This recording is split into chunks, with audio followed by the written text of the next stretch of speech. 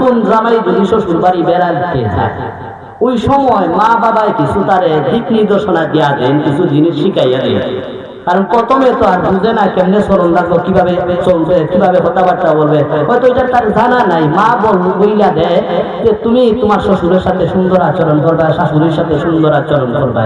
তো নতুন জামাই যখন তার শ্বশুর বাড়ি যাইতেছে বেড়ানোর জন্য, মা বললো বাবা রে, তুই যখন শ্বশুর বাড়ি বেড়াইতে যাইতেছ, একটা কাজ করিস, শ্বশুর শাশুড়ির সাথে কিছু কথাবার্তা বলবাই, একবারে নীরব কুবার মতে বৈশা থাইকো না, শ্বশুর বাড়ির মানুষের সাথে সালাম কালাম করবাই, এদের সাথে কথাবার্তা বলবাই, নীরব থাকবাই না, তাইলে মানুষে বুঝবে তুমি ভদ্র এবং চতুর চালাক আছো। আর যদি কথাবার্তা হও না, একবারে বুবার মতো বইয়া থাকো, ওই বইটা কিতাবে বুবারা তুমি আশা দিতে লাগবে, কই দিলাম।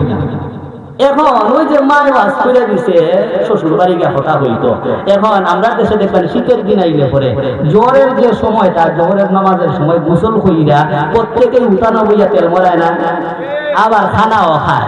এখন শ্বশুর খানের মধ্যে বৈশা আপনার তেল মরাইতেছেন আর ওই খানা খাওয়ার জন্য একটা প্রস্তুতি নিতেছেন। ওই সময় নতুন জামাই বেটা আইছে, আইয়া ওই যে মা কইছি, মাতার কথা কইছিল না, এখন মা যে কইছে শ্বশুর বাড়ি গেলে রে বাবা তুই কথাবার্তা কইছ, হে গায়ে শ্বশুর রে কয় আব্বা আপনি বিয়া হয়ে গেছেন।